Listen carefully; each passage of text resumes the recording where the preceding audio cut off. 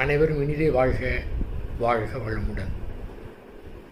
நம்முடைய மனதை சீரமைக்கின்றேன் என்று நம்முடைய 75% எனர்ஜி வேஸ்டாக போயிடுது.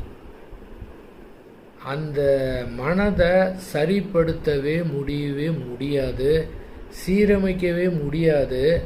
அது நம்முடைய கையிலே இல்லை.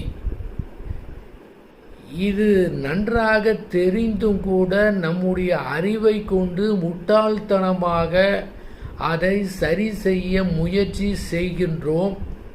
அதன் காரணமாக இந்த வீட்டிற்கு, நாட்டிற்கு, உலகத்திற்கு செய்ய வேண்டிய செயல்கள் பாதிக்கப்படுகின்றன. மன உணர்வை எதிர்த்து எதுவுமே செய்ய மாட்டேன் என்று முடிவு செய்துவிட்டாலே போதும்.